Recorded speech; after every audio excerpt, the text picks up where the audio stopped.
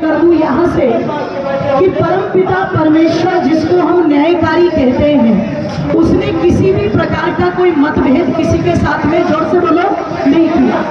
और यदि ईश्वर अन्याय करता है तो फिर वो ईश्वर ही बोलो नहीं है। जितने भी मत संप्रदायों का प्रचार आज जोरों शोरों के साथ में चल रहा है, जब वो अपने अपने आधार पर अपने धर्म की व्याख्या करते हैं, अपने ईश्वर की व्याख्या करते हैं, अपने धर्म ग्रंथों का प्रचार करते हैं, तो वहाँ पक्षपात की बदबू पूरी पूरी तरह से, जोर से बोलो, आती है।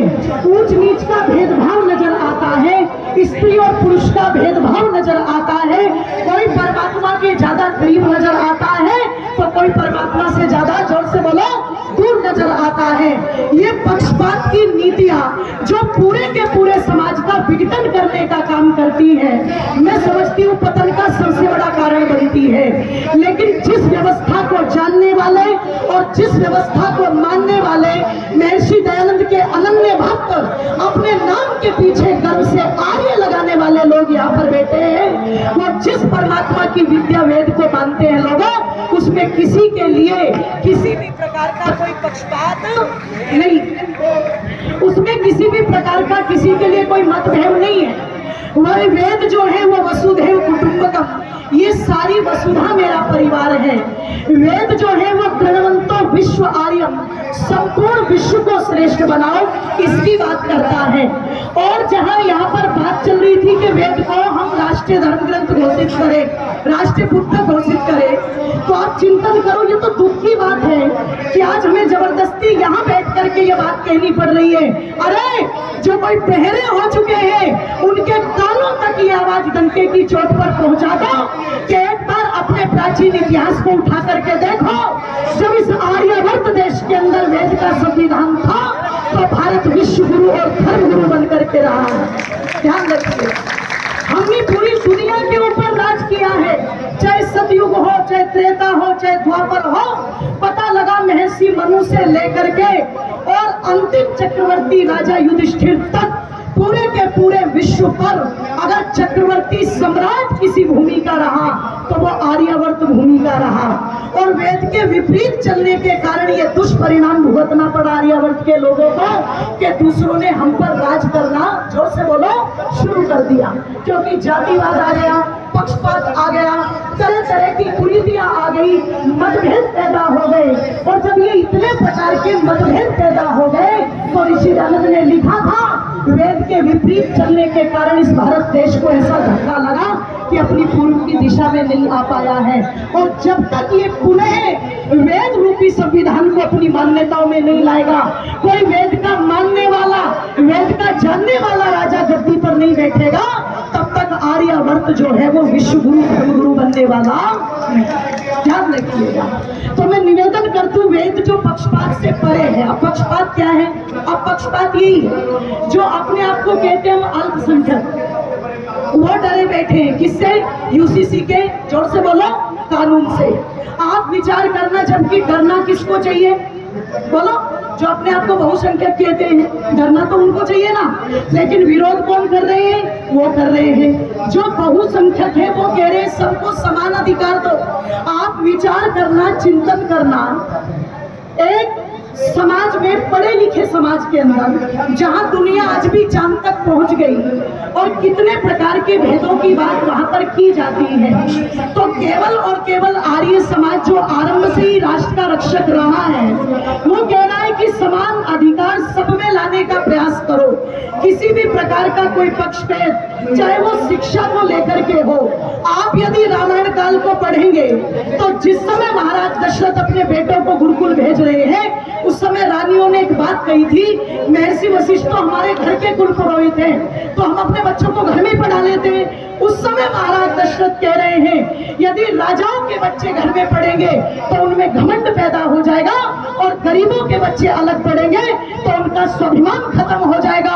अरे गुरुकुल में भेज करके जो उच्च घरों के बच्चे हैं उनका अभिमान समाप्त हो जाता है, और जो गरीब घरों के बच्चे हैं उनका समान जो है स्वाभिमान जाग जाता है, एक संतुलन बना रहता है।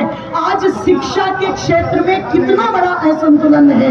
आप विचार करो, एक तरफ सरकारी विद्यालय जिस पर सरकार पूरा खर्चा भी कर रही है, वहां पर कोई पढ़ाना नहीं चाह रहा, और प्राइवेट स्कूल जो है वो पता लगा धंधा बनते जा रहे हैं, बिजनेस बनते जा रहे हैं। तो शिक्षा की समानता होनी चाहिए कि नहीं होनी चाहिए? बोलो, शिक्षा की समानता होनी चाहिए।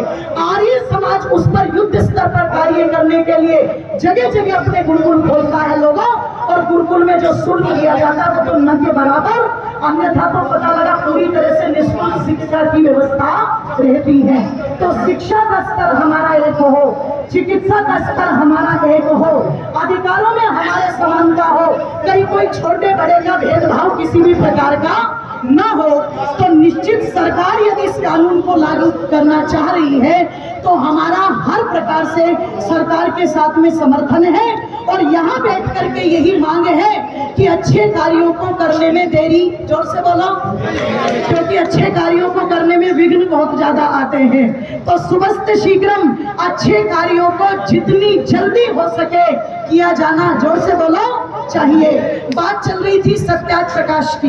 मैं समझती हूँ कोई व्यक्ति यहाँ पर ऐसा नहीं होगा जो सत्याग्रह प्रकाश के बारे में न जानता हो।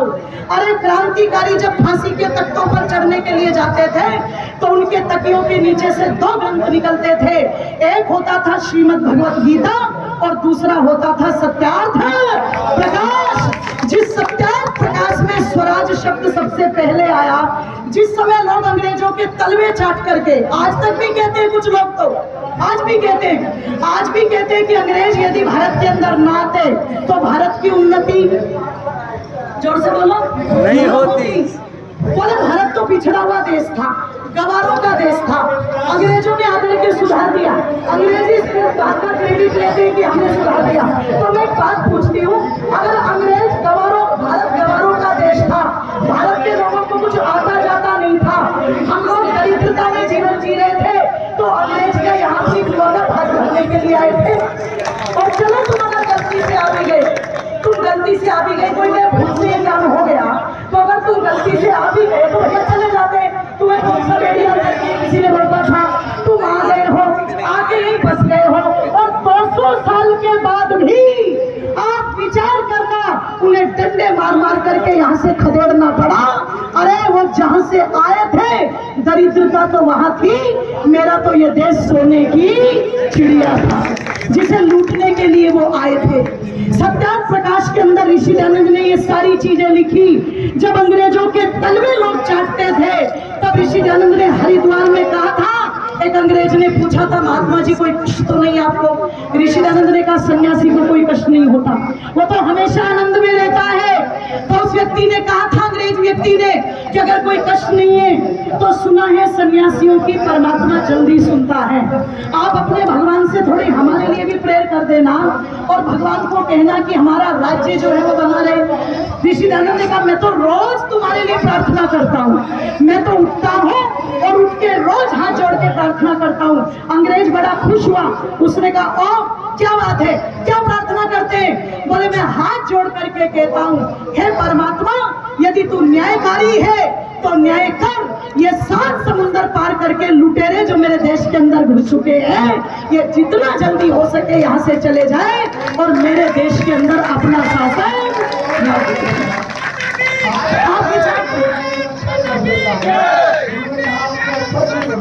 जय हो। आप विचार करना, चिंतन करना। और लोगों, ऋषि दयानंद जिस व्यवस्था को लाना चाहिए थे, विद्या की व्यवस्था संभले, धर्म की व्यवस्था संभले, और सबसे बड़ी बात, आज गर्व के साथ हम कहते हैं कि क्रांतिकारियों ने आजादी दिलवाई। आजादी दिलाने में 80 से 85% जो थे वो आर्य थे, पर आजादी दिलाने के बाद उन आर्यों को गायब नहीं होना चाहिए था।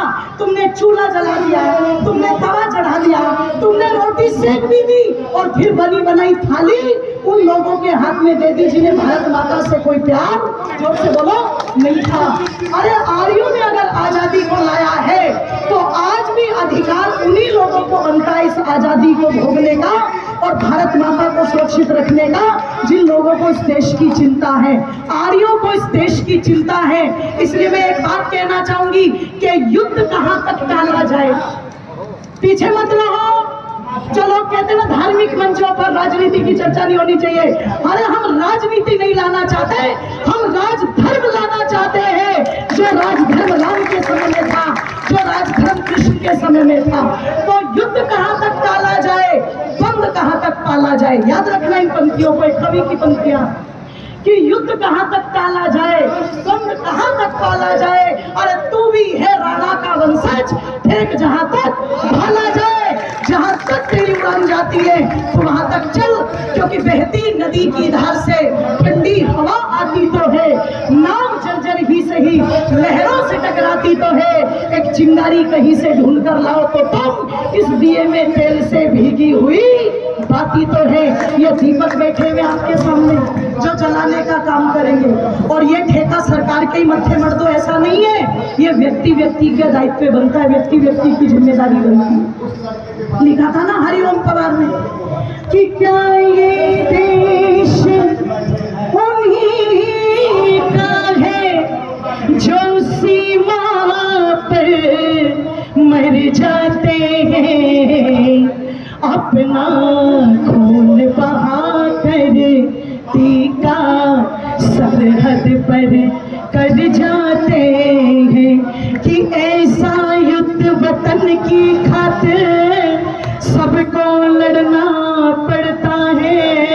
ऐसा युद्ध वतन की खातिर सबको लड़ना पड़ता है। संकट की घड़ियों में सबको सैनिक बनना पड़ता है। संकट की घड़ियों में सबको सैनिक बनना, तो आप सैनिक हो। और सैनिक भी किसी ऐसे वैसे हेरे गहरे नत्थू फेरे के नहीं हो। अरे तुम सैनिक किसके हो कि तुम चाहो तो बंजर में भी बाग लगा सकते हो, और तुम चाहो तो पानी में भी आग लगा सकते हो। अरे तुम चाहो तो पत्थर को भी मोम बना सकते हो, और तुम चाहो तो खारे जल को सोम बना सकते हो। वेद ज्ञान का व्यथित सूर्य तुम्हें निहार रहा है, और उठो दयानंद के सिपाहियों, समय पुकार रहा है, समय पुकार रहा है। बहुत बहुत धन्यवाद। बोलिए भारत माता की, बोलिए युग प्रवर्तक महर्षि दयानंद जी महाराज की। बहुत बहुत धन्यवाद। जय हिंद, जय भारत।